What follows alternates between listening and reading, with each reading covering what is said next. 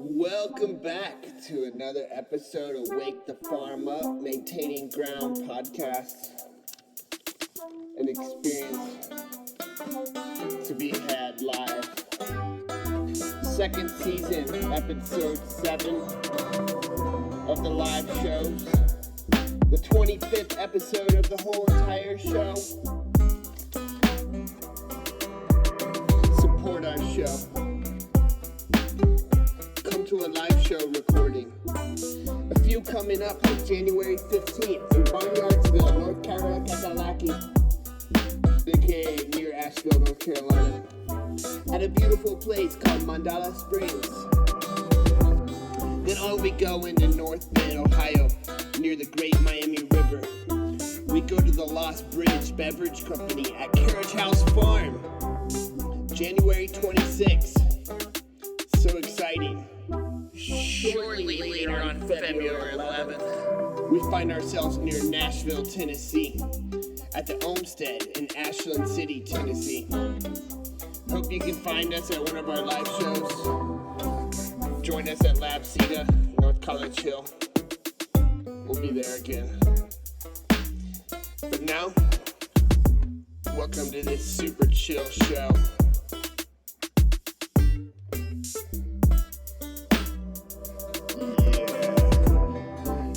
I'm chillin', but my mind I'm feelin' with the beans and sauce of life. Watching how the birds move, how the branches grow.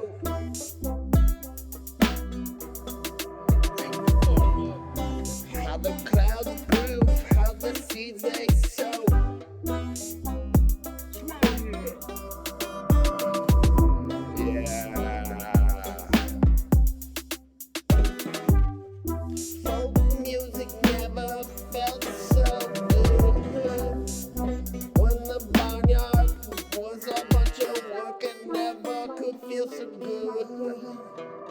But now my animals are the ones that run free. And so it is for me.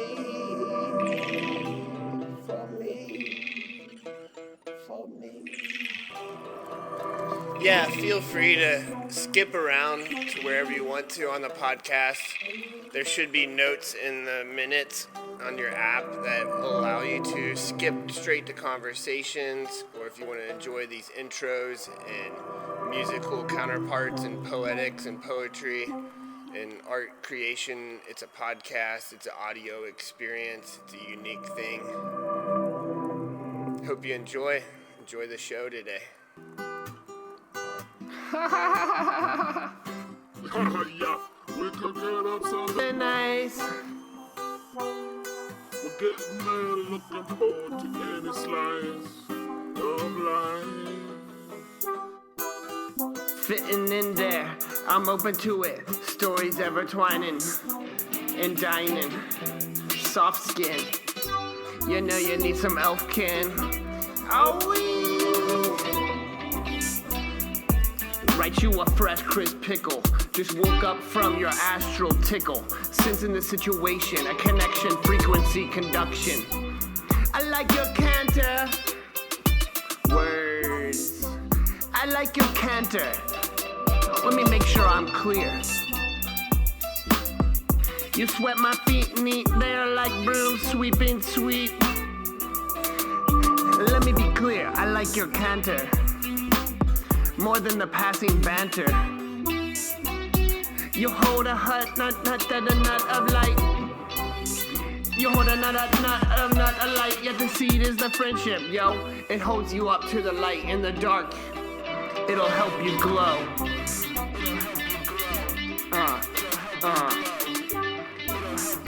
Tell me how it is, girl. Yeah, baby. Aloha. Looking forward to another round with a better soul. Picante, what a sweet and spicy ray of light. I promise to visit every night. I called you, cause I got a part of my heart, oh so good. Radiant man with plenty of wood. Blessed.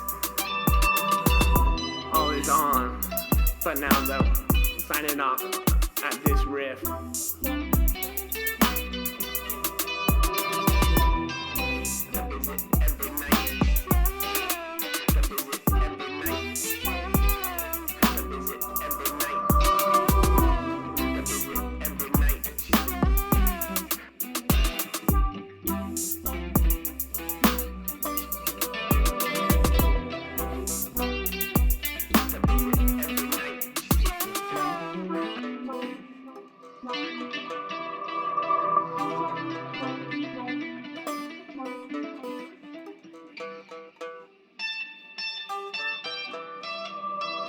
Yeah, thank you. This is an excerpt from before the show where we're getting everything set up. It's 7:30 just to keep on schedule. We hit the record button. The show will actually start at about 7:45, as you know, or if you don't know, now you do, so you can log it in that you do know. If you don't know.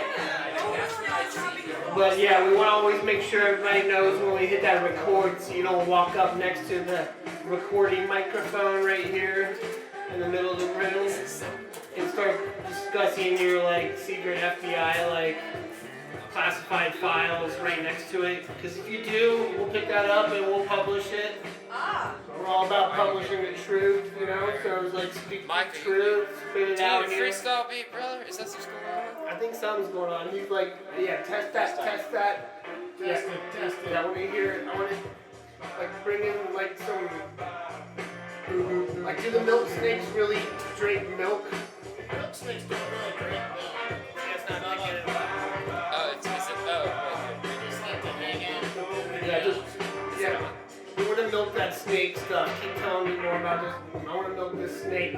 Is the milk snake one that looks like the venomous coral snake, but it like duplicates the pattern? Yeah, milk snakes don't really drink What milk. do you say? It looks like a penis oral snake. I don't know that I heard that. All right, so back to the milking snake. Back to the milk snake. Is it Milk snakes picking up hang the out in the microphone a little more? barns. Get it They more. hang out where the cows and the chickens and the goats are. And the good thing about milk snakes is they eat the mice and they eat other snakes and lizards. So So, like, when you go out to milk your goat, do you find them like on a tee? no. Not unless there's a mouse on there. Yeah, I know. You guys know I know that. It's just funny, right? Because you always see the milk snakes like in the little books. They're like doing that, right? I mean, always. Like every time I go in the library, like in the case, there's like a book laid out with that image on it. And I'm like, oh, okay, there's the milk snake. Yeah, milk snakes are gorgeous. And I'll tell you what, I'd rather. There we go. Now we got some volume. Is this thing still really echoey? A little bit. No, it's not so much. I like it. Okay. Better. Good. Okay. So yeah, one of the cool things about milk snakes is they're actually immune to the venom of copperheads and rattlesnakes. Very cool. How like so a copperhead will go and bite a milk snake and they'll just be like, oh, that's cool. Yeah, they'll be like, hey, that kind of tickled. But if a copperhead bites itself, it'll die. Do you think if a copperhead ate a milk dud, it would like it? I don't know. Do you think if a copperhead that ate a milk dud got eaten by a milk snake that got bit by a copperhead that didn't get affected by it because it was immune to it, and had drank some goat milk too, would be enjoying that? I would. It's good. Welcome to the show.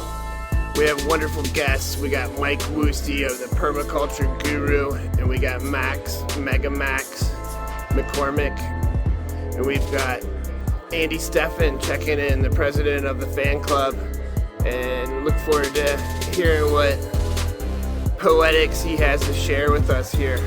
So, welcome to the show. It's a live show experience, as it is. Cleaned it up a little bit for you. But you know, come to the live show. Experience it yourself. It's a blast. We're having a good time. Everybody feels great. Lighthearted. And here we go. Wakethefarmup. Wake the farm up time! You guys ready to wake the farm up tonight? Yeah! Let's see what. Let's see what.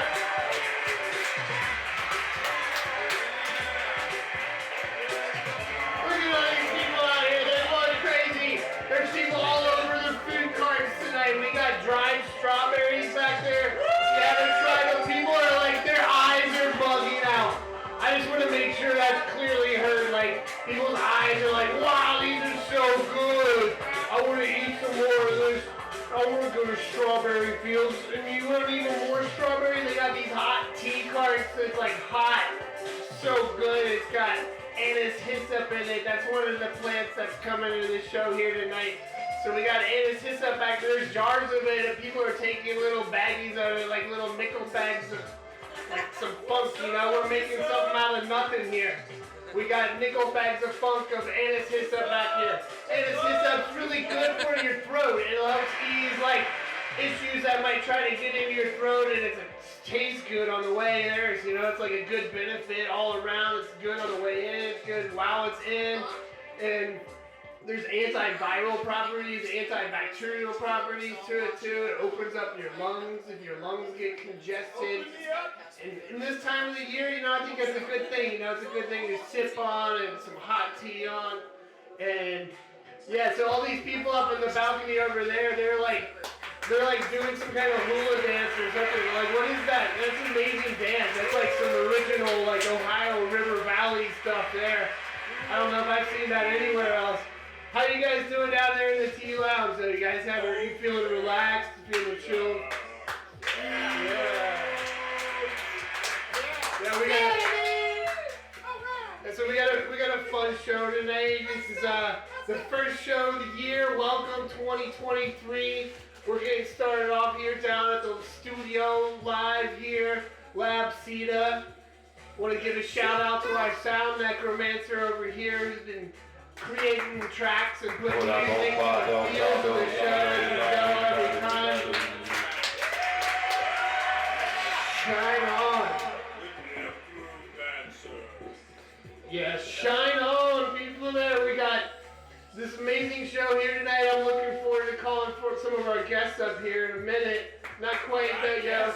You know, we gotta wait until the little pellet gets there, right? So otherwise the ghost will eat us. So yeah, Pac-Man somehow is gonna show up here tonight. So a lot of when I started farming, I really thought about Pac-Man a lot. It was like this video game that I played as a kid. You could play it for like 5 minutes. You go around, you collect all these pellets, and you eat them. And some of them you eat them, and it gives you special powers. And it was kind of like that out at the farm. You know, you're like going around, you're like collecting all these different pellets. And you're collecting them, and you're eating them, or you're helping give them to other people. So you're packing them up. You know, you're packing, man.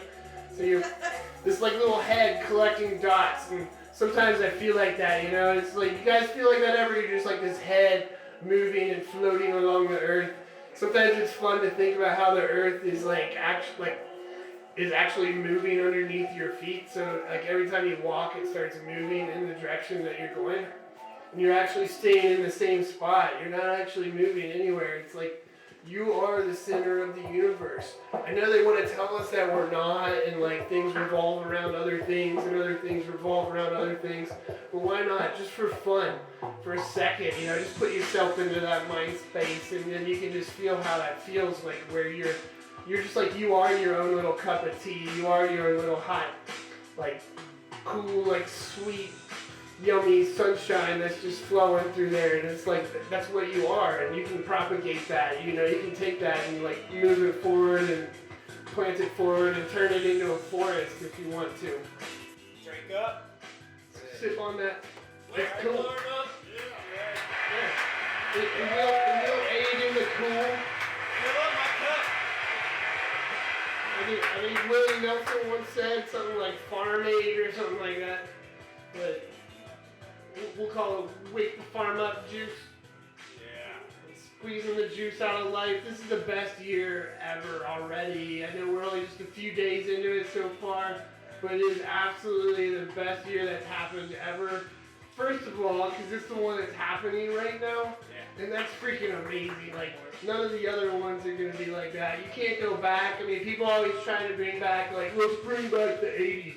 We'll do the 80s party night, and we'll bring back the 80s. You know, we'll hike up our socks with the stripes and everything, you know. It'll be really cool. Yeah. And it's just like you can't bring the 80s back, though. Like you go there and you got your, like, cell phone and stuff you pull it out. Like, in the 80s, if you had a cell phone, you'd have, like, a whole backpack. You look like some, like, World War II, like, guy, like, with this, like, camo, like, army, like surplus store backpack, radio, jetpack on you, and you'd be, like, hanging out, like, yeah, I'm gonna go call my buddy.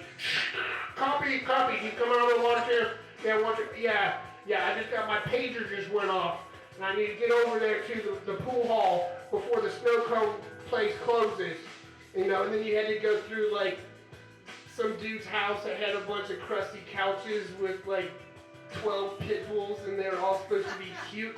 And you're just like, yeah, they're cute as they're, like, trying to chew on your legs. I am looking forward to our guests tonight, though, so I want to get this show going here tonight. We got some fun, some improv music that we had done earlier tonight, which, you know, will come out show when it gets produced and put out there on all the platforms that you choose to listen to the show on. And, you know, just as we got a quiet moment here, we'll say it again, you know, subscribe.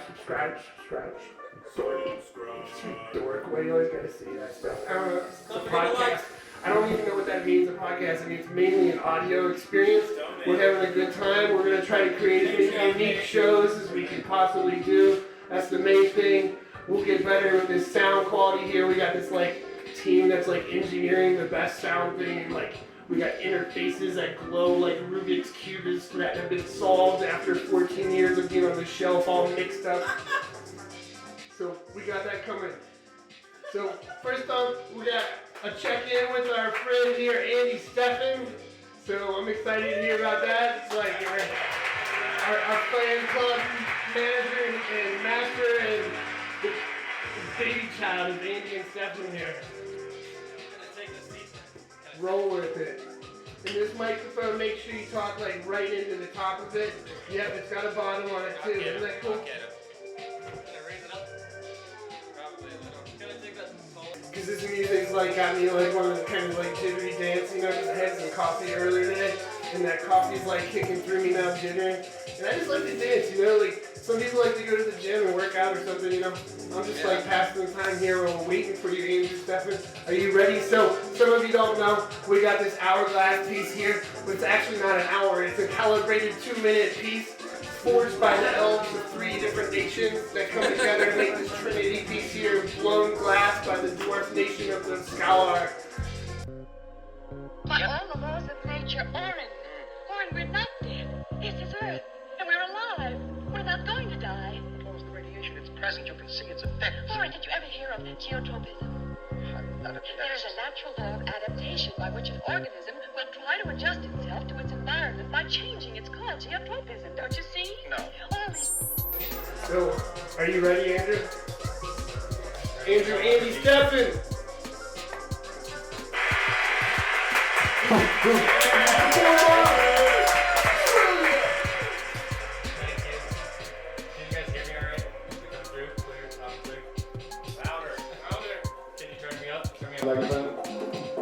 Yeah, there we go.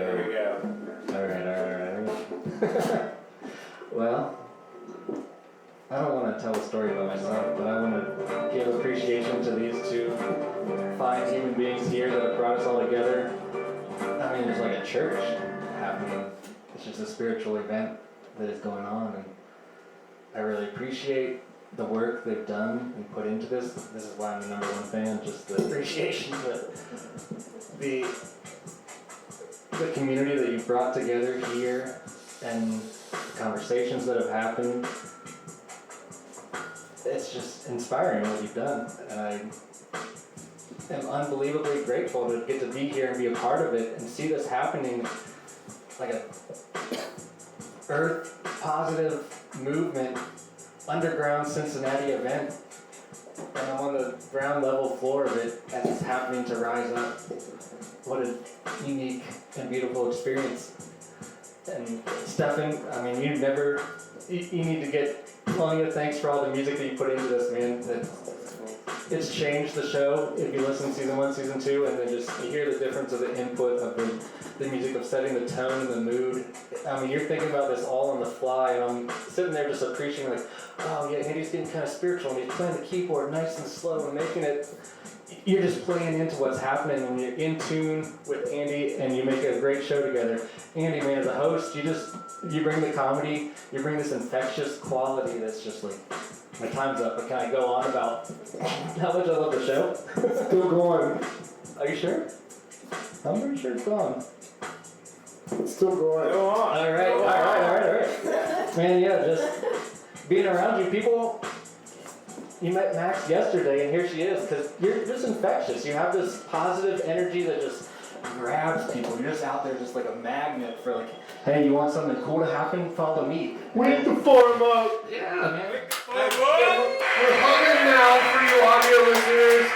Like, oh my god, like, look at these people out there. They're hugging each other now, too. It's just like there's a warm, lighthearted feeling. Like, those two people over there. Keep your clothes on. I could have sworn those people were about to, like, duke it out earlier. I was watching them over the last cup of tea that was on that one cart. But now they're, like, hugging each other.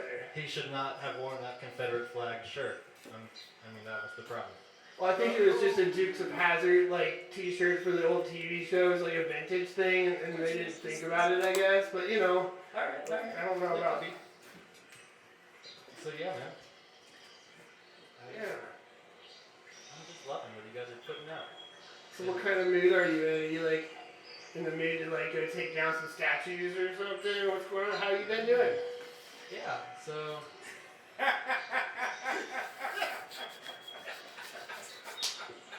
Sorry. It's okay. I missed the joke. I don't know what take down some statues means. I'll just admit it. I don't know. But, yeah, I don't... Well, you have to tell us you've been staying at a farm near Spring Grove. There's a lot of statues there. So, like, maybe tell us about the farm near Spring Grove. Yeah. Spring Grove's an internationally known botanical garden, arboretum. People travel from all over the world to visit Cincinnati just to go to this cemetery called Spring Grove Cemetery. So, the experience of it is great. I'm going to tell you something different than what the things that have happened are, but it's been like a spiritual change for me as well. I've grown up in the suburbs and just lived out away from how food is produced and grown. So coming to the farm, I mean, the first farm that I stayed at was yours, and what a benchmark to set for the first farm you go and stay is Andy Shavy's here, man, the elf, Andy the Elf. But so now I'm staying at this farm. There's a sheep farm, and it's just another beautiful experience where I can just be alone in this amazing house with this big window on the south side that overlooks a little pond, and there's cranes coming down and fishing in this little pond. Oh man.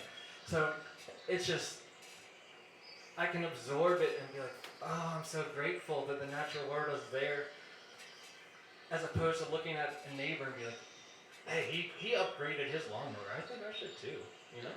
Like, depending on what you're looking at, it changes your whole perception of life. And so this opportunity to look out one side of the house and see sheep there just grazing on the grasses and be like, yeah, I brought them water and I opened this pasture for them and I gave them this hay and they're loving it and they're doing their own thing too. And then as I've stayed there, they've gotten to know me and they'll come up and one of them, this little brown one named Jake, he'll nestle between my legs while I'm putting the stuff, I'm putting the hay in this little feeder and he like comes through my legs and just eats in between my legs just like to cuddle with me because he knows I'm there to bring him food and provide for him. He just hears love for you. I'm like, thank you. I love you too, little sheep. I love you. Rub up on you. Yeah. That's really cool. Feel the love. Feel the love, man. Just feel the love for every being and creature. We're all created equal. It doesn't matter what species you are. Just love everything. So that's pretty cool. Have you tried the grass that they eat yourself? I have not. Okay. Have you? Is it good? I like trying different grasses, for sure. How do you prepare it? you pick it with your fingers and then you put it in your mouth, and your teeth are actually like the best wheatgrass juicer there is. You can grind up any kind of leaf matter and extract the juice and swallow it and receive lots of beneficial nutrients as well as flavors. Juice? Do you need to eat the leaf, or could you just juice it in your mouth and spit the rest out? Yeah, you can spit it out. So the juice is the main good ingredient? I mean, it really comes down to like spitting or swallowing. I mean, you want to swallow the juice for sure, but maybe the wad you want to spit.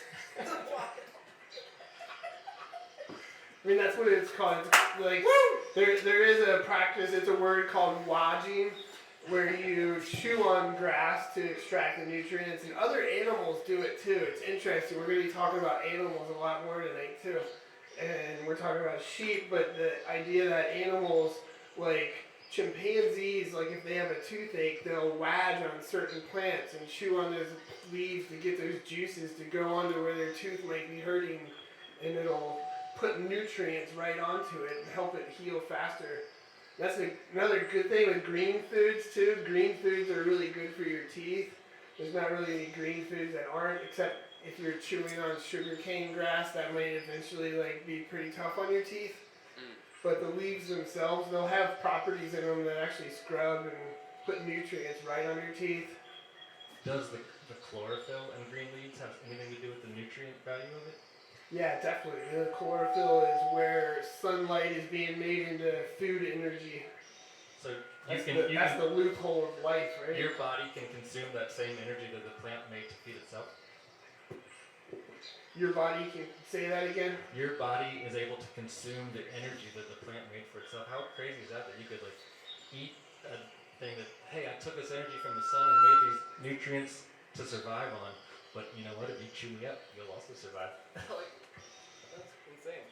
Yeah, life is an ocean wave that came across the land in many different forms, and it cycles in the nutrients in so many different ways, but it's still a wave of organic water life moving in forms of leaves and decay matter on the forest floor, and the branches and the leaves and the wind, even the way the wind moves is part of it.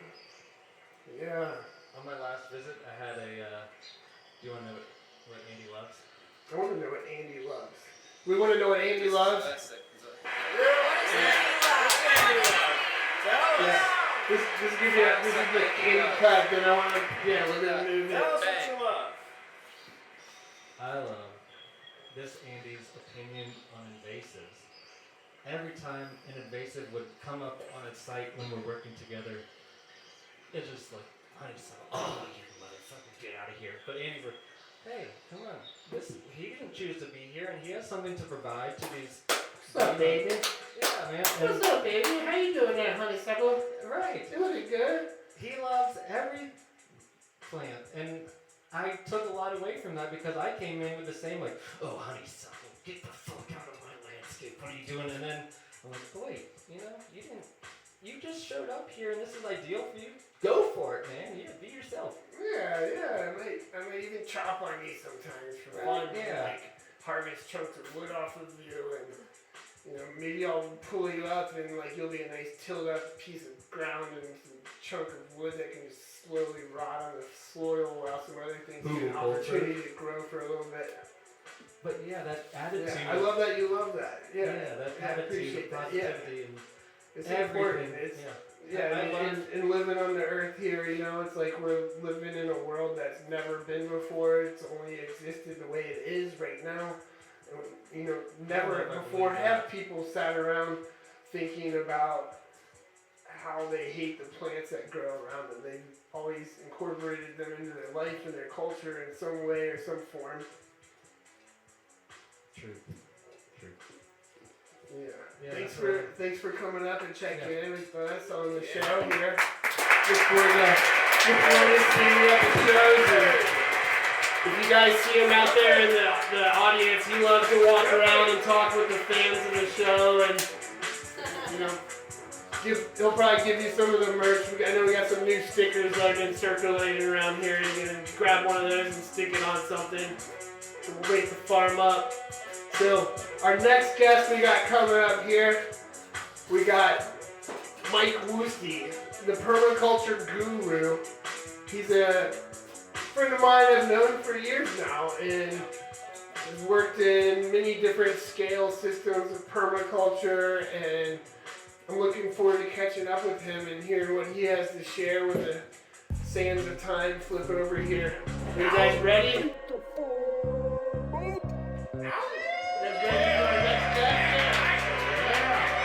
Hey, Wakethefarmup. It's my first time on the show this year. Looking forward to many more.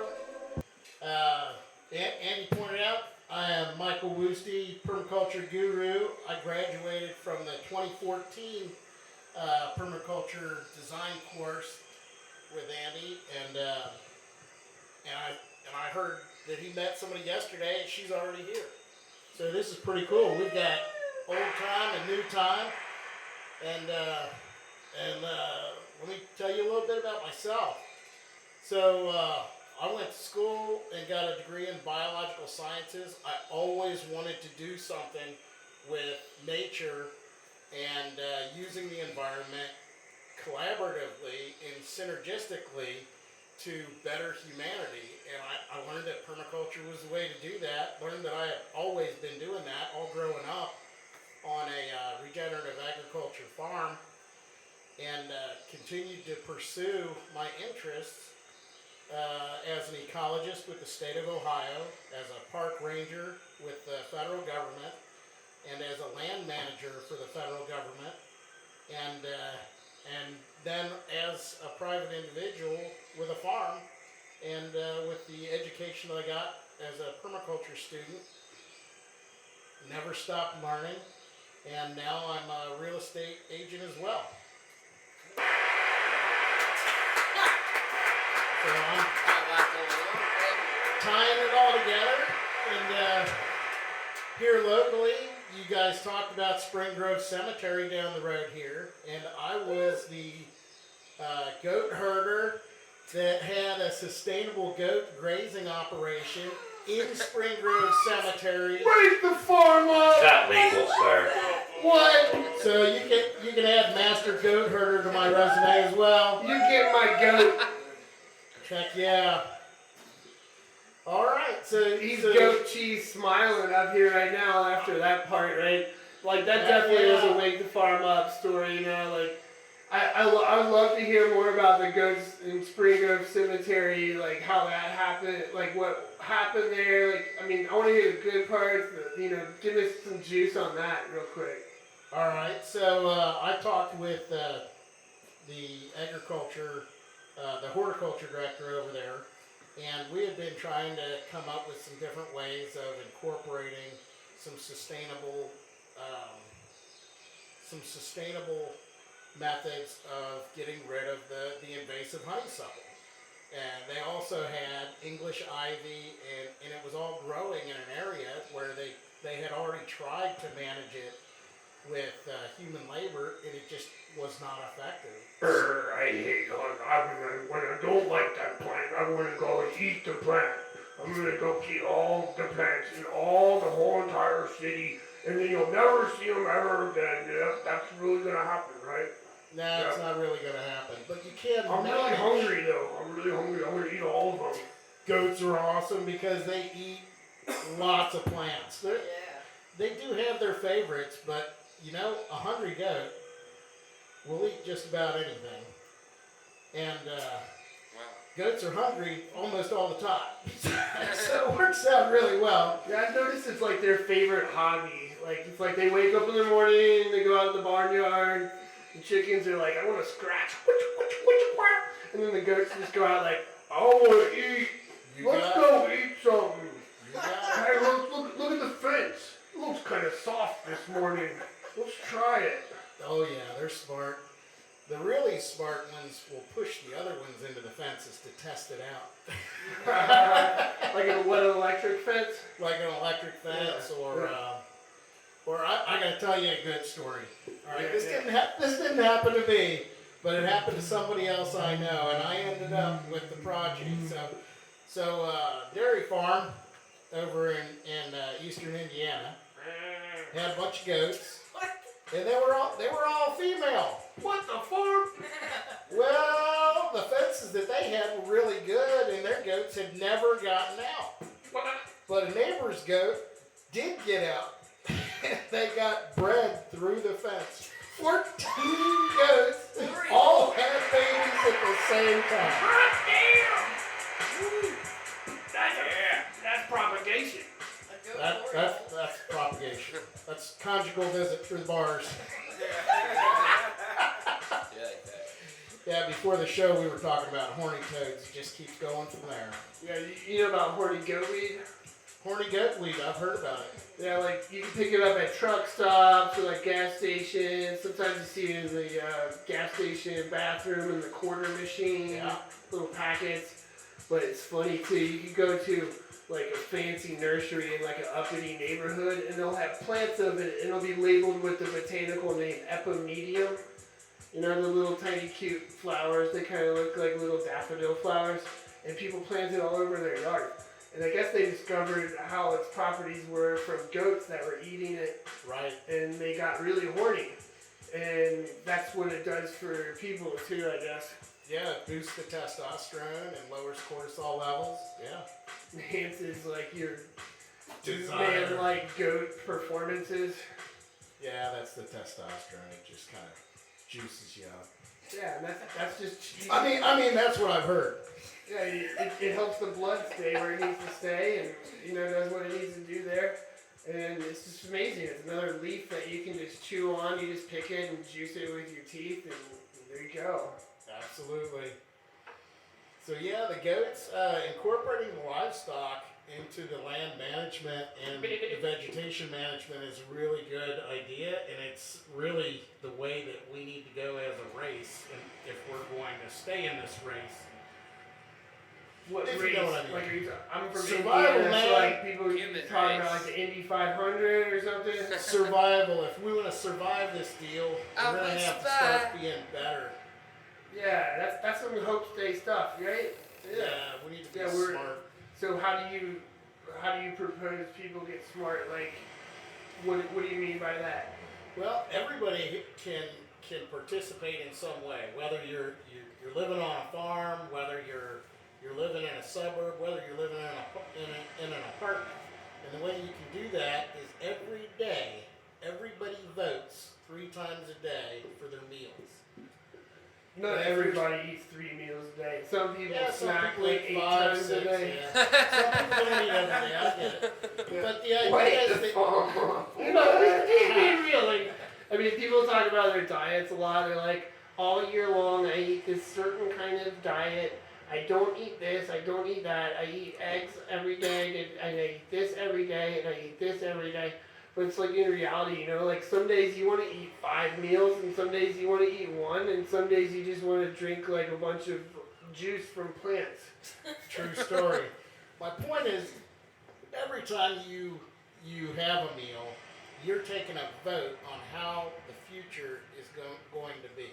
Whether you're going to support a small farmer, a local community, you're taking a vote on your future and the benefits for everybody else in your community.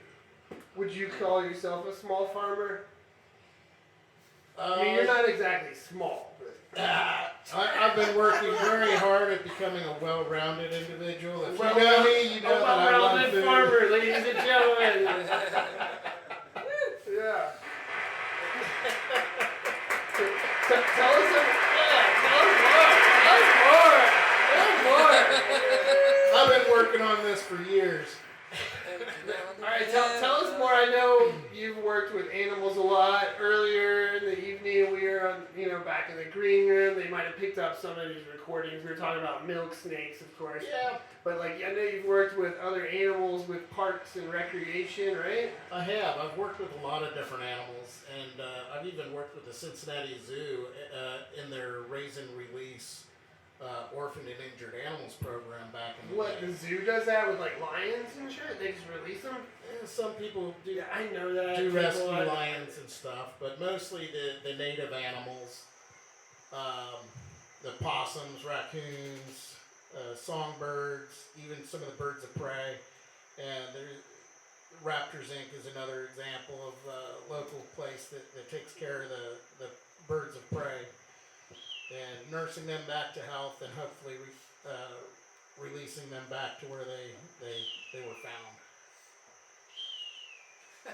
I think I hear a hawk in the background. You like work with owls and stuff, like I have. So you've done programs with kids and stuff, I think, right? Like where you're holding the animals like an owl on your arm or something. Yeah, I have. I've worked with worked with a lot of schools, and as a park ranger, I did a lot of programs, and mostly with the snakes and some of the other creepy crawly critters, Like snapping turtles, amphibians, salamanders. This time of the year, a lot of people don't know, but on a warm, rainy night like we're going to have tomorrow, a lot of the mole salamander species that are underground most of the year will come out at night in mass numbers. Used to be in mass numbers, not so much anymore. We've polluted the planet a little too much, and they'll come out and start migrating to vernal pools where they'll breed. It's a massive amphibious orgy. That's crazy.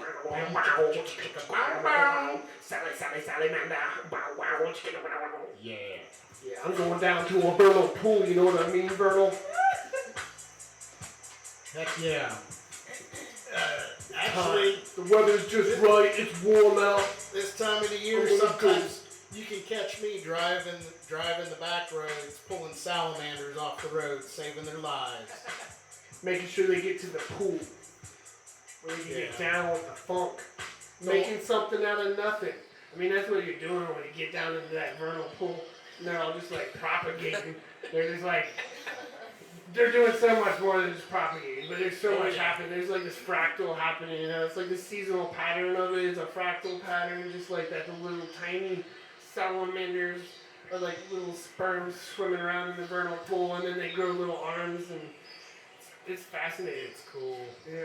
I've done actually quite a bit of permaculture projects for folks in the area, putting in mosquito control pools where I will put in artificial or work with the environment to put in some vernal pools where the breeding can happen, and I will help facilitate the growth of the amphibians, because the salamander larvae are critical for mosquito control.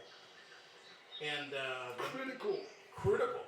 So people love what that word. happens Do you see is- those people up in that balcony section? Oh yeah. They're like, they love that word critical. I think their hats say critical altogether right there.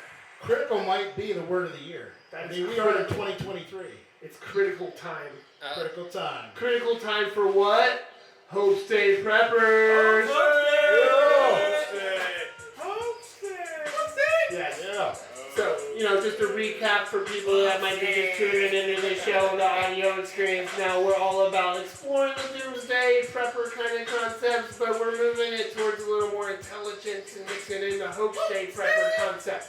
So, just keep moving in that direction. It's a little bit more of a stretch for people than doomsday preppers, where you just got a list like, oh, this is going to happen, so I got this list of stuff I'm going to do. Now, host day preppers, we're having to figure out systems and ways to make things work for a long time. And mosquito control is definitely going to be one of those things, because as our climate changes, which it is definitely changing, think diseases like malaria, West Nile virus, yellow fever, Heard of them. all that stuff is coming into the Ohio River Valley. We've had cases. And Zika virus as well. And so what I've done with these amphibians in these vernal pools is created a place where the mosquitoes want to come and aggregate to breed, and they just keep getting consumed by these salamanders. It's epic. It's a funnel for mosquitoes, so they just keep getting eaten. And the salamanders in the summertime, they grow legs and they crawl on out of the vernal pool. And at the end of the summer, the pools dry up, and then the whole cycle starts back over again in the winter. How deep and what kind of slope do you need to do that? How big of a slope do you need to do to make this vernal thing just right? Your salamanders can have the funkiest time and like. This is what I like to say. It depends. It depends. It depends. He likes to say it. Let's hear him say it. Like, what do you think? Like 4 more times.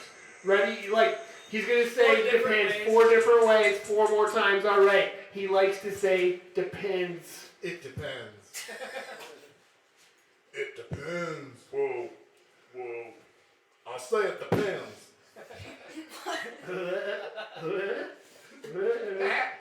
It depends. So I know while we got he said it depends. while we got that permaculture guru up here, I did have like one question, just to go into the name. I always love the name permaculture guru. It's fascinating to me, and like as a guru, is that like, do you teach like permaculture mantras or anything? Like I've got this one with the maple trees. It's kind of, I can even give it to you guys a little bit. It's like Acer Saccharum, Saccharum, Saccharinnium. Acer Saccharum, Saccharum, Saccharinnium. Nice. Yeah, so do you do anything like that, like teach little mantras and stuff like that with permaculture, I leave that to the professionals. But you're supposed to be the guru. Like what, you just like sit on a pillow with like little flowers around you and people come and throw dried strawberries to you? I'm always learning and teaching. And that's pretty much what I'm sticking to. Learning and teaching. Okay, that sounds familiar. So like teach me some more mantras. I like as a guru, that do you Acer have Saccharum. You like that one? I like that one. Do you have like disciples, or like do gurus have disciples, or isn't that like a thing, or is it like do you go call I do have interns. Interns. Okay, that's the permaculture word for disciples. All right, you guys heard that here. I don't know if you've heard it anywhere else, but like here first before, like you were an intern too. Interns, yeah. Did you feel like you were a The disciple out apostleship. there? What? And when you went to Hawaii? We'll get there. You were an intern. We were We'll get there. I can't hear your words. Yeah. Audio flow. People are going crazy right now up here in the audience. Like, Stefan was just doing some like dance move, and people were just like swooning and like falling all over the place. Like, they had to scrape them up out of the alleys here. Did you see that, Woeste? I've never seen anything like it. Bringing the animal out of people. There's like people starting to act like salamanders over there. Oh man. Did we have a vernal pool? 40 over there, I see it. Yeah, we have a vernal pool in the back there behind the bleacher section. Everybody's going over there now. That's because they know what happens at the vernal pool. Yeah, especially when there's glow sticks involved. That warm, wet, full moon night. Yep. Well, thanks for being up here. Do you have tell us like, is there like, this is like your last little bit I want you to share before we move the show along tonight? Yeah. Share something that you feel passionate about currently that you see going into this new year 2023 in projects or life flows, and how that's infused in the permaculture of your life and your learnings of it. I think 2023 is the year of regenerative agriculture, and as an ecologist, I've noticed a massive decline in wildlife everywhere with the climate changes, with the increased use of pesticides, and environment destruction with the clearing of the fence rows and the windbreaks. And what I'm seeing is that the pockets where the wildlife is healthiest, and I know it might seem counterintuitive, but the wildlife is best around the pockets of the small homestead farms. So from the insect diversity to the amphibian diversity to the predator diversity, everything is healthiest around these homestead farms. So back to what I was saying before, when you plan your meal, make sure that you're doing everything that you can to help support that local farmer. Yeah. Wakethefarmup. Everybody give it up for Mike Woeste, Permaculture Guru. Permaculture Guru out.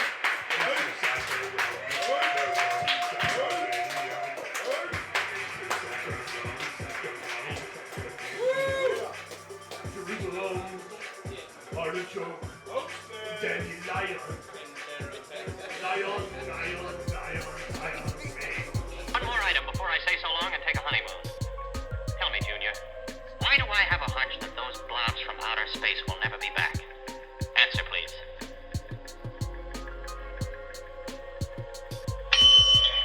Because what you call a hunch comes from your own unconscious mind. Your unconscious mind knows that the extraterrestrials do not, and never did, exist. What? Do you wish the answer repeated? Looking forward to this. We got 2 minutes. Ready to drop. So this is going to be pretty off the cuff. I did not realize I was going to be speaking tonight, but I was like, I got the gift of gab. I'll give it a whirl. Why not? Yeah. So I will give, first of all, I want to say I really like take on invasives. That very closely mirrors my own feelings on invasives. So thank you for sharing. I guess what I'll do is I'll just give a little rundown of my agriculture and agriculture adjacent sort of journey. My name's Max McCormick, and I grew up on a little hobby farm out in southeast PA, bopping around in nature and starting to learn foraging really early on.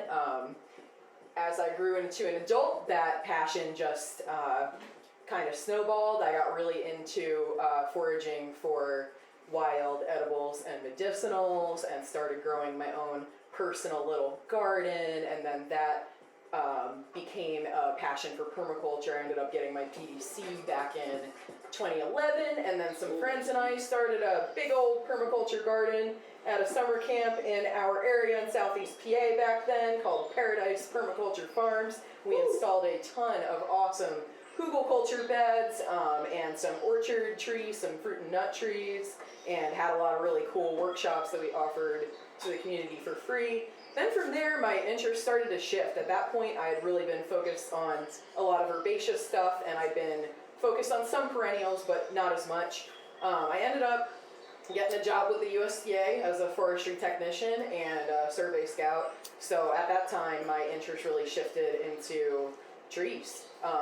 Trees, I guess that's something I'd previously not written off, but it wasn't something I focused on a lot. I was really into the herbaceous stuff, into sort of like, I don't want to say traditional, but I can't think of a better word, like traditional permaculture plants and edibles and medicinals.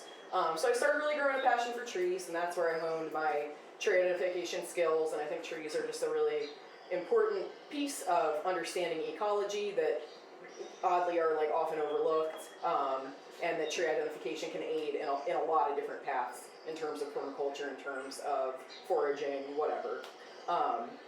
Yeah, so ended up doing the forestry tech thing, saw a lot of problems with the way that system is set up, and that's where I really grew solid in my perspective on invasives, not vilifying them or viewing them as evil and bad and wrong, but really viewing human activity as the thing that needs alteration, and it's ultimately responsible for any of these perceived problems with invasives.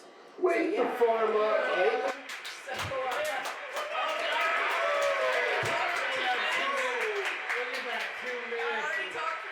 You started out with the invasives and you like wove through a whole bunch of topics and like dropped it right back up to like how you were feeling cozy with how you feel about your relationship with different plants.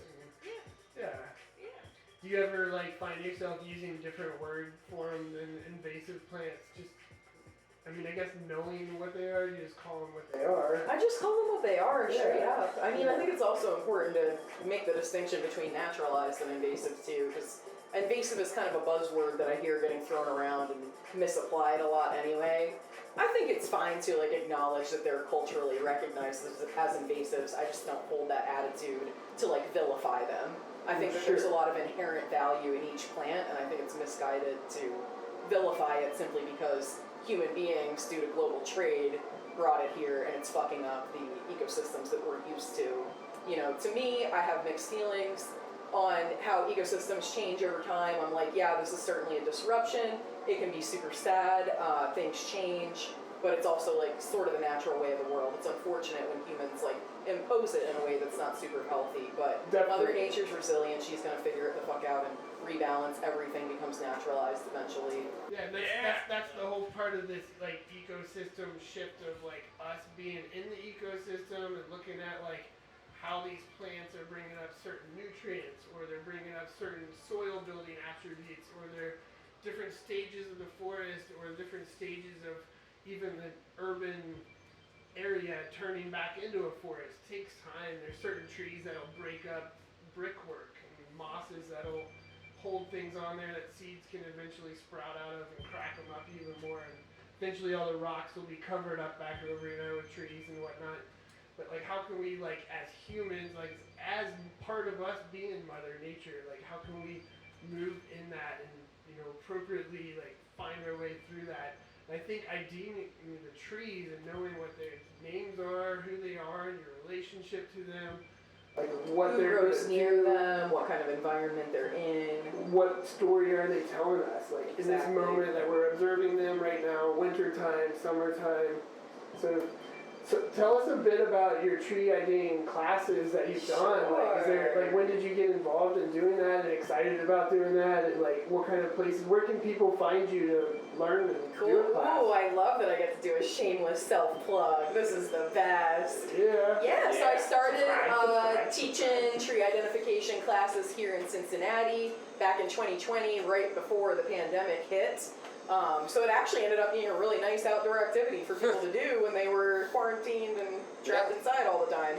Yeah. So yeah, I started doing it at some of the Cincinnati parks. I called them to make sure that was okay, and they said it was okay at the time. I think their management has since changed. Okay. Anyway, so I do tree identification classes in Wooden Shoe Hollow, which we might touch on a little bit later in our chat. And then I also do them at different great parks and Cincinnati parks. Yeah, and I also travel quite a bit for different gigs, and so I teach tree identification out in Southeast PA as well. Nice. Yeah, and I help out with the Environmental Advisory Council's Heritage Tree Project out there, and I think it'd be really dope to either find something like that is already happening in Cincinnati or start something like that here to sort of like get people interested and excited in these heritage trees and wanting them to exist and protect them and not just be like decimated from development or anything. You guys love this, right? Yeah. Walking through the woods. Taking a little walk through the woods, talking to the trees. Yeah. Oh, and y'all can find me on Insta at MegaMax.an, and I frequently post about different offerings that I have there, be it tree identification or herbalism type stuff or even art type stuff. Oh yeah. Do the Insta one more time. It is at MegaMax.an. So it's 2 X's in a row. It is at MegaMax.an. It is at MegaMax.an. Check that out, Wakethefarmup Instagram fans and people that are listeners that go into Instagram. I know some of y'all here, because we're doing this audio experience, aren't into Instagram, but somebody in your fam probably does go on Instagram, and if they haven't, they're probably going to be a gram soon before they know it, It's mostly just my personal space, but I put all the flyers for the tree identification on there, and also, I'm a giant nerd. I can't help myself. I'm constantly posting stuff about cool trees I see out and about, and little tidbits here and there. So if you enjoy that deep nerd content. Yeah, well, you know we do. We know we make YouTube videos. Do you do YouTube videos? No, I've never done YouTube videos. Can I just throw something? Because you just sounded like someone on YouTube that I would watch, and I was just thinking, oh my gosh, I was picturing you just doing what you're saying.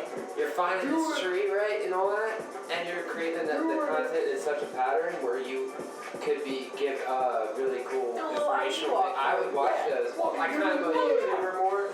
And I would watch this. I'm just saying, if you. Hell yeah, and I like making ID fun. Like, I have tendency to get too heady and too brainy about it. But oftentimes there's kids in the audience, so I like to whip out funny shit. Like when I'm trying to speciate our black walnut and our butternut, the little leaf scar, the monkey's got a unibrow on the butternut. So you got stuff like that. The little monkey face has a unibrow. Buttery unibrow. That content on there. I would watch that. I would watch a 13 to 15 minute video. I love like fun examples on ways to help people remember things. It's always different with different groups, right? Like some people remember if you just have a rhyme that goes with the word, or there's some sort of experience that they might have, like hackberry, you might eat the berry, and You know, like afterwards you make some kind of joke when you hack up the crunched up seed shells that are crunched in your mouth and you're just that's a hack there. Yeah, it's very fitting. Yeah, there's fun things you can do with that.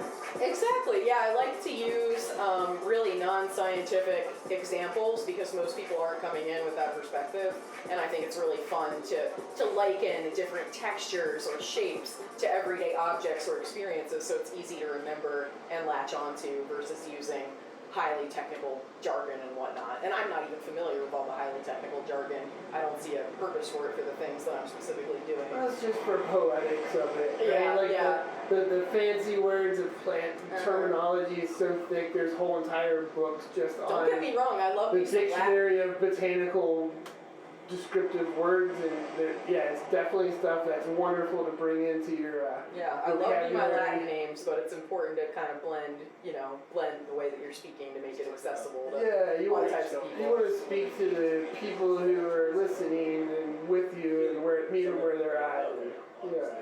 Yeah, exactly. So I can imagine, like, if you and I were out IDing trees together, we could probably talk about things that are a little more technical or deeper than maybe if we were walking with somebody that was, still learning that tree was different than that tree, and they're not all just trees.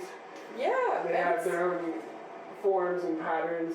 it's fun to see the wonderment that just like illuminates on grown adults' faces when they had no idea what they were getting themselves into attending my classes, to just be shocked and amazed by the abundance of different species that they were just unaware. Like, I don't think a lot of people, unless they've done it, realize like it's a very minute art form. Like, realize the minutia of making a positive ID, especially if you're speciating. Like, genus is one thing, but like pinning down the species, you're looking at really tiny, really beautiful, interesting details that you may have never considered or noticed before in your life until slowing down and actually doing it. And it's like adults are like, that was so cool, like I can't even believe I had no idea. Yeah, So it's really all they fun do to is just slow look down, Just look and see that hairy spot on that bud in the wintertime, and you know it's that. Yeah, or just seeing the different numbers of sheaths or scales on a bud to identify it during, identify the tree during winter. So what's a winter bud that you really enjoy finding right now? Don't even get me started. Okay, I'm so I trying to. think tulip tree, and I very specifically call Liriodendron tulipifera tulip tree because they are not true poplars, and that makes me insane when people call them tulip poplars. No judgment, but it makes me crazy. Anyway, their buds are really interesting. They look like a really cool, like green clamshell with a really beautiful kind of like matte powder on the outside of them. But what stands out to me is that it's just the two sheaths. And I can't off the top of my head think of another bud in this region that's just two sheaths. And it opens like a perfect little clamshell. And so those are really cool. And I already talked about my black walnut. I love those buds because they're like so fluffy and fuzzy and like buckskin paintbrushes and oh my gosh, pawpaw buds. Don't even get me started. The flower buds are like perfectly round, super fuzzy, dark black, so cute and tickly. I just want to touch them. So there are a lot of really cool winter buds. And then of course you have your silver maples and your red maples, which give you that gorgeous splash of color in the gray Cincinnati winter.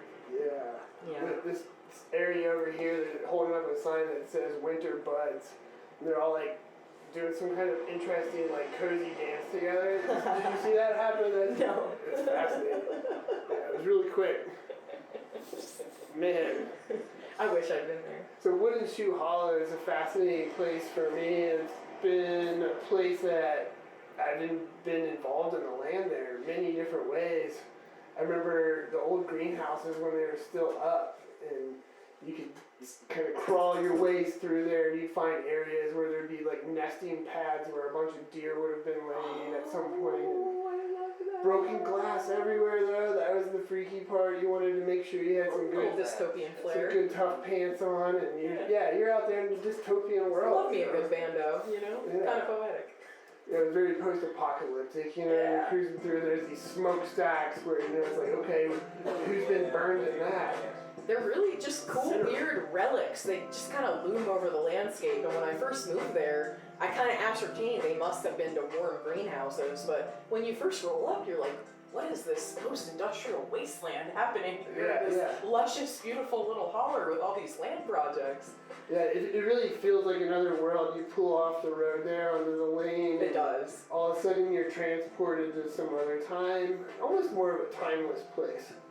It is, yeah. And like my background on Wooden Shoe Hollow Lane is a little muddied, but from what I understand, it's actually an unincorporated community that was established like way back when Dutch settlers first came there. So that's why we're allowed to have all of these rampant land projects lining the road, and like the homeowners actually own that road, so it gives like that beautiful amount of agency to have all this really cool stuff happening, like the native plants nursery and flower farm and the solar business going, and I think there's like a wheatgrass farm at the end there, so we got a lot going on that strip.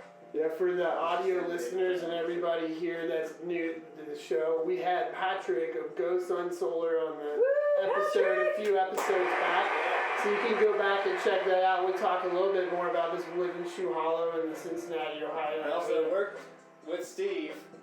And Stefan's jumping up here. He wanted to, he's I've feeling. worked there too, at Keystone Flora. Yeah, that's where I Oh worked my with gosh. last year with Steve. I've worked there too. He's a great man, right? And just, he's doing so much permaculture stuff now. The whole time he's like, I can make a hugelkultur bed here, and can you build a mound over here and put up compost? He's got a vision. He's amazing. I love being in just the music that he plays, and I'm like, oh yeah, Steve, you're awesome. I follow you around. He's a good guy. Have you met Eileen Frechette, who used to be the business partner until she sold it? Right, Eileen? She is so awesome too. I'd worked back there when Eileen was still a co-owner, and like both Were you of them just gardening? Are had. you one of the gardeners in the back? I was primarily in the potting shed all the time. I was the When it was still designated. Keystone, when they Yes. were part. Oh Yes. man, you're old school. Yes, man, I wanna it hear was your my story job about to Keystone, make sure 'cause that all the noobs came in and were potting the man. correct species into the pots. was And I was just trapped under the potting shed for hours on end, but it was fun. Was this a big operation at that point? I think it was maybe a little bigger than what Steve's doing now, not substantially. Well, Yeah, it was big time. Yeah, Love Keystone Flora, little shout out. Big time stuff growing native plants, and I know a lot of what they started was from plants that they actually found locally in the area, not just something that they were told is native to our area and then like imported it from Illinois or something. So they actually spent a lot of time collecting seeds and moving things around to get it that way. Yeah, Hillside. propagating Were you going everybody. to the hillside back then too? Hillside?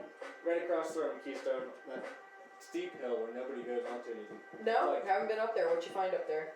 That's where all the woodland ones are, because it's like Like a complete wire. shade canopy. So you Oh get the, yeah, I remember the Dutchman screeches we rescued from back there lots before of they ephemerals remediated the just creek. grow Yeah. wild, and you get Okay. seeds and then bring them over and start propagating. Yeah, lots of little Dutchies because they ripped out that whole creek bed right behind Keystone. Yeah. So I've only seen it Remember that redone, creek? but it's beautiful now. They put huge boulders up in the sides and just held it in place. yeah, That rocks, right? Rocks. Yeah. yeah. Some people talk to They got some plants. stones for sure. Some people listen to rock. Yeah, it was like a sad process to watch, but I'm very excited by the awesome native perennials that they put in, you know, to kind of replace the honeysuckle that had been there since it was getting ripped out anyway, you know. So, you know, moving along in the conversation here too, I love Wooden Shoe Hollow. You know, give them a little love.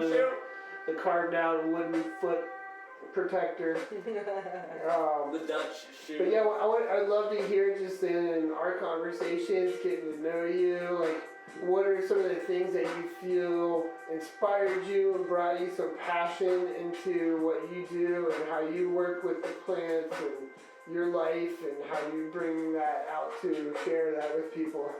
Woo, that is not a bite-sized question, so I will try to do my best to answer it there. It's more of a realm. It's a very large That's a realm. full I mean, dinner. I feel an innate inspiration just being outdoors, not to sound straight or whatever, but it's like something that I think is just inherent to our human needs and nature to enjoy, so I just draw inspiration by the very being of these gorgeous creatures all around us, including our plant friends, you know.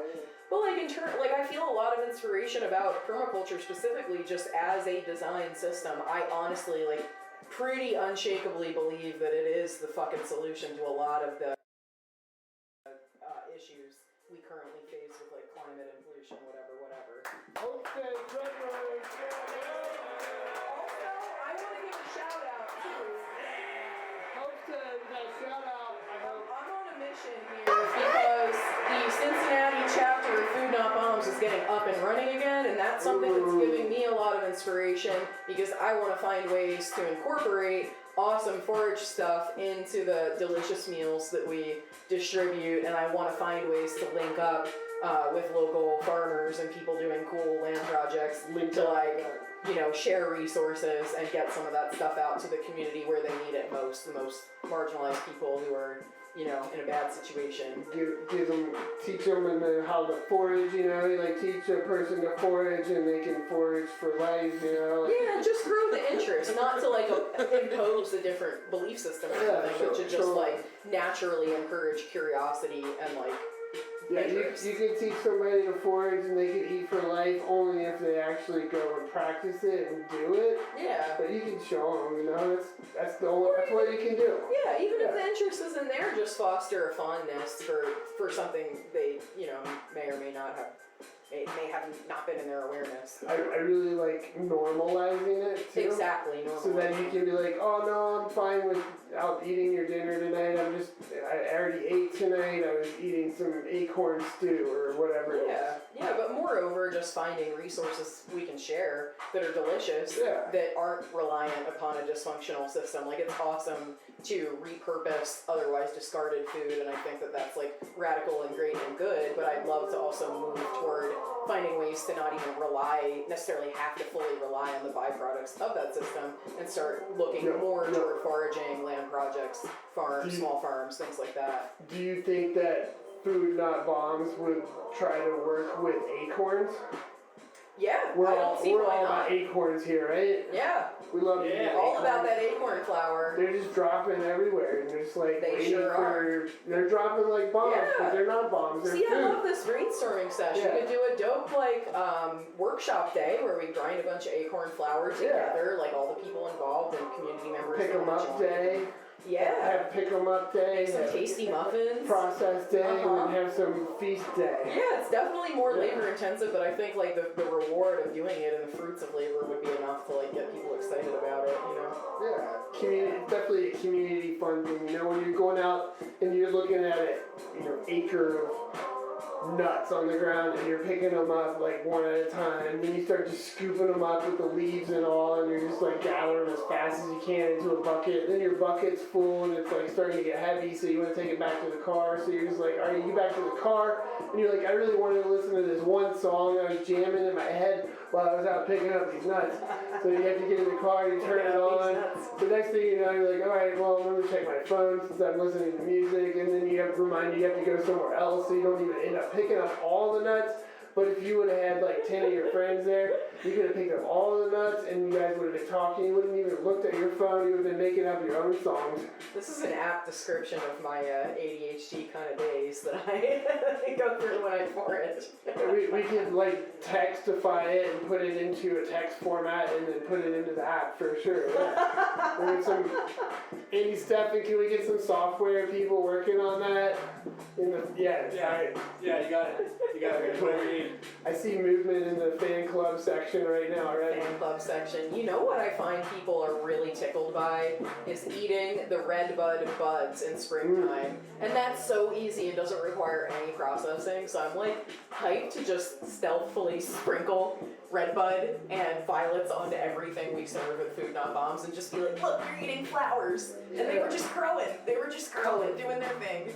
Yeah, it's so colorful. And so tasty. There's like that sweet nectar in them. Yeah, red bud buds are so tasty. They're like little green snap peas.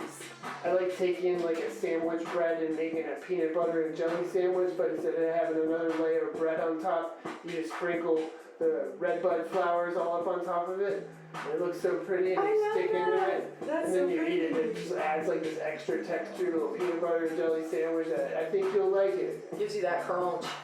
The food cart people are like all upset now. They're like, why don't we have that here tonight? Because it's not red bud time yet. We'll get to that. It's springtime. Shit, I think the balcony's breaking out into a riot, actually.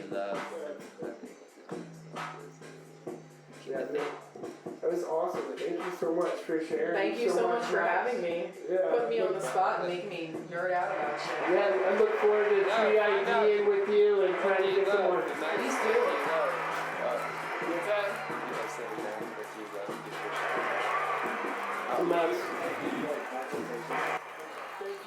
That was an incredible show.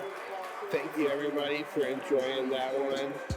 We're gonna leave you here with some extra music and just give you a taste of the after show. Join us for one of our live shows. It's a fun time. It's an experience. It's different than most experiences. It's the best way to describe it. You can expect anything. Once we got a formula, we throw a new card into it, a new trick, a new piece, a new special guest, a new special song, something. So to close out here, we're gonna leave you with a fresh Wakethefarmup cut. See you at the next episode. Hey, bales of hay. Fresh farm cut.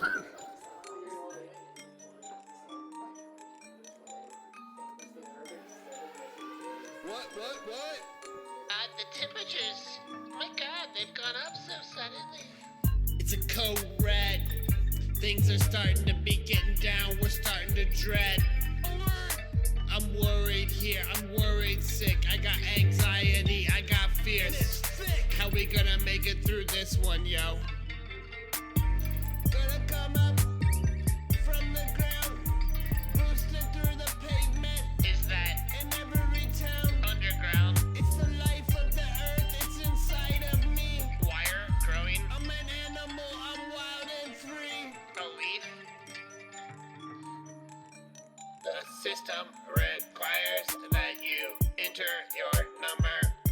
The system requires that you reply. Please reply. The system has given up on you. It's a code red. People out here, they're starting to dread. We got worries. We got mouths to feed. We got babies coming. We got new ones every day. I'm sure it's yours. We're holding them all and we're saying, hey, you are loved in this world. It's definitely yours. You gotta know that, you gotta feel that, you gotta wake up every day with the sunshine and say, hey, I am that. I am that. I am that light. That light.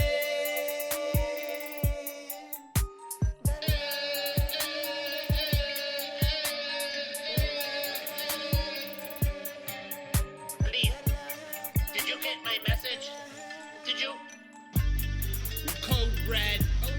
People out here, we're starting to dread. Get the message. We got worries and anxieties. Hello? We need to schedule them somewhere else, please. We've had enough of them attacking our trees. Did you document that? Insects and spiders are on our side. Ew. Can't call it a homicide. Oh my God. The mushrooms that grow into our bones. Ooh, you got that? Everybody, you better go home. Hello? I am the light. Hello?